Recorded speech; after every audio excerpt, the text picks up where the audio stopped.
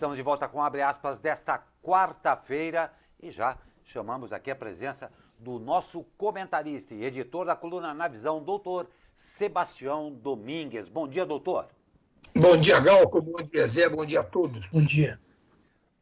Pois é, aulas presenciais voltam a ser obrigatórias na rede pública e privada do Estado de São Paulo a partir da próxima segunda-feira, dia 18. A partir da semana que vem, estudantes só poderão deixar de frequentar as escolas mediante apresentação de justificativa médica. A informação foi antecipada na manhã de hoje pela Secretaria da Educação. O distanciamento entre as carteiras será inicialmente mantido, mas deixará de ser exigido a partir de 3 de novembro. O uso de máscara por todos permanece obrigatório, assim como a utilização de álcool em gel e equipamentos de proteção individual por professores e funcionários. Mais detalhes sobre o retorno obrigatório serão divulgados pela gestão Dória em coletiva de imprensa no início da tarde de hoje.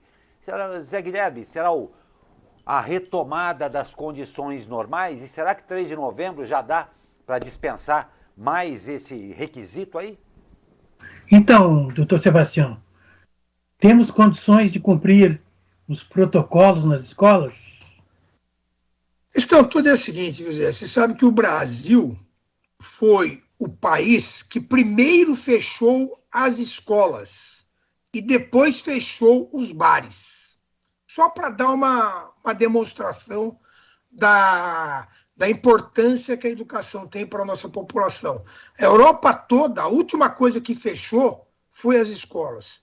Existem vários danos que a pandemia trouxe para a população em geral no mundo todo, em especial no Brasil. Talvez o maior de todos, o pior de todos, seja ter segregado milhões de crianças sem acesso adequado, numa fase de aprendizado que é só aquela, uma criança de 4, 5, 6 anos, o cérebro está em fase de moldagem, aquela esponja, onde a criança aprende muito mais, quer dizer, você perdeu isso aí durante 1 ano e meio, né? Quer dizer, é muito triste, né, que tenha sido dessa forma, mas, graças a Deus, parece que vamos retomar. São Paulo, especificamente, tem todas as condições de retomar. Por quê? Acima de 18 anos, 76% da população tomou a primeira dose e 99% está plenamente vacinado. Se você considerar a população como um todo, de crianças, adultos e tal, 60% totalmente vacinados e 80% com a primeira dose. São índices maiores do que os Estados Unidos, índice maior do que a média da Europa, índice maior do que da Austrália. Então, do ponto de vista sanitário, não há dúvida que nós temos condições de retomar e é urgente que a gente retome, porque realmente a perda foi muito grande. Vamos aguardar aí se a POSP não vai fazer escândalo para não querer de novo que as escolas voltem, né? Porque a POSP, em vez de defender a criança, né, defendeu claramente o corporativismo durante a pandemia. Muito bem, Glauco. Pois é. Eu aproveito para agradecer aqui as pessoas que já se manifestaram, que estão ao vivo conosco aqui. A Elizabeth Feliciano, Joseph Santos, a Eulália Ferreira, Eugênia Minecucci, Valderi Teixeira, Carlos Diniz e a Bruna Santo Pietro, que aqui gentilmente disse bom dia meninos e bom dia meninas da redação. Nosso cordial bom dia a você, Bruna, e a todos que nos acompanham ao vivo em mais esta edição. Muito obrigado. O ministro da Ciência e Tecnologia, Marcos Pontes, chamou de falta de consideração o remanejamento de mais de 600 milhões de reais do orçamento previstos para o financiamento de pesquisas. Apesar da crítica do ministro, o corte nas verbas da ciência foi feito a pedido do próprio governo. Em nota, o Ministério da Economia afirmou que a medida ocorreu para cumprir decisão governamental. Em publicação em uma rede social, Pontes afirmou ainda que o corte é equivocado e ilógico e cobrou uma correção urgentemente. A publicação de Pontes provocou a imediata reação de apoiadores de Bolsonaro. Nas redes, usuários reclamaram da posição do ministro e chegaram a dizer que ele estava desgastando o governo. Será isso, Zé Guilherme? Então, doutor Sebastião, o ministro Pontes, o nosso ministro astronauta, né? Ele não tem força nenhuma, né? O que acontece é que ele vem a todo momento sofrendo cortes no ministério. E o governo quer mesmo é dinheiro para programas que tenham visibilidade eleitoral. E a ciência não é assim. O senhor concorda com isso? Perfeitamente. Aliás, eu diria o seguinte, ô Glauco, se você estiver querendo sair da SP Rio, você pega o microfone aí agora e fala assim, olha aqui, ô Maurício, eu não concordo com essa troca de microfone que você fez aqui no estúdio. Quer dizer, está na cara que o Marcos Pontes, ele sabendo que está queimado, que vai ser demitido, ele está querendo sair atirando para tentar melhorar a imagem dele, né? Como dizem alguns colunistas, infelizmente é um vendedor de travesseiro da NASA, né? Quer dizer, ele nunca teve moral nenhuma no ministério, tem muito pouco a acrescentar, né? E realmente o que eles querem é que ele saia. Então, e ele sabe disso, então está saindo, atirando para tentar melhorar um pouco a imagem dele. É isso aí.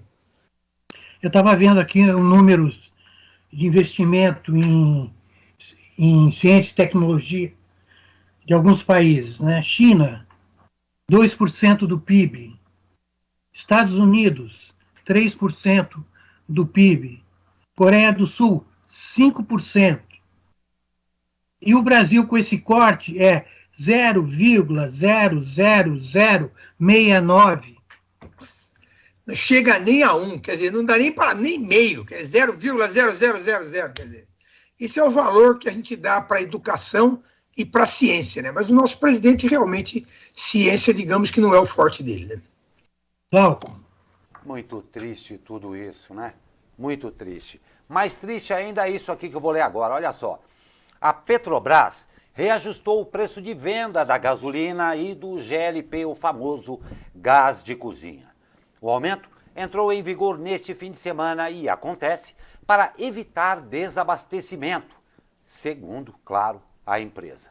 Com isso, o preço médio de venda da gasolina para as distribuidoras passa de R$ 2,78 para R$ 2,98 por litro, aumento de 7,19%.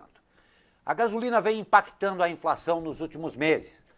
Na divulgação do IPCA de setembro, o IBGE ressaltou que a gasolina já aumentou 39,6% em apenas 12 meses. Já abasteceu o carro, Zé Guilherme? Está na garagem. O doutor Sebastião, o problema desses reajustes, né, é que o combustível pesa muito na inflação, né? Exatamente isso. E nós já estamos com a inflação de 12 meses acima de 10%, né? Quer dizer, esse novo aumento vai impactar de novo, né?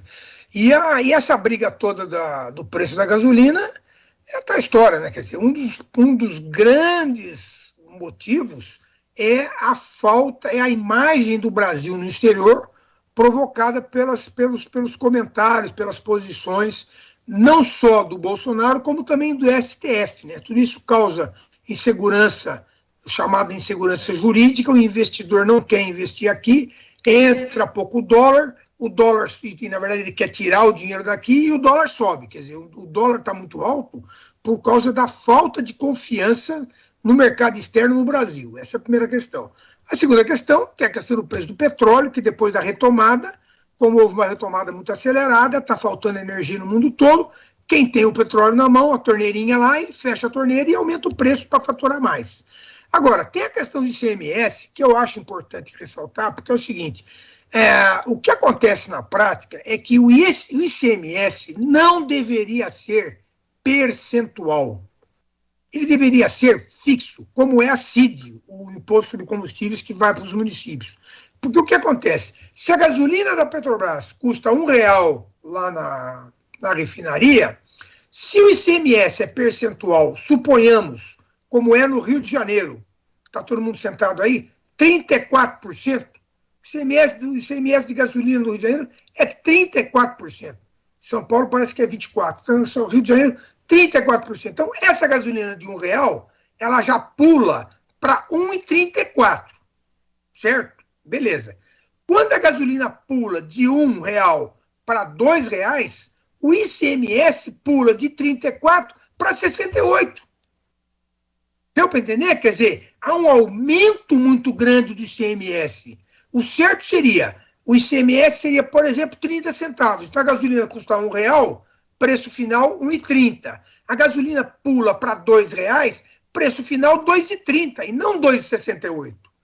Quer dizer, o incidir sobre o ICMS, sobre percentual, o dólar aumenta, a arrecadação do ICMS também aumenta. Quer dizer, isso está errado. Quer dizer, agora, por outro lado, o Lira tentou fazer passar o pano aí para ver se melhorava, que o ICMS é calculado sobre os últimos 12 meses, né, sobre os últimos valores da gasolina, não é reajustado automaticamente. Mas tudo isso não pode ser feito pelo governo federal.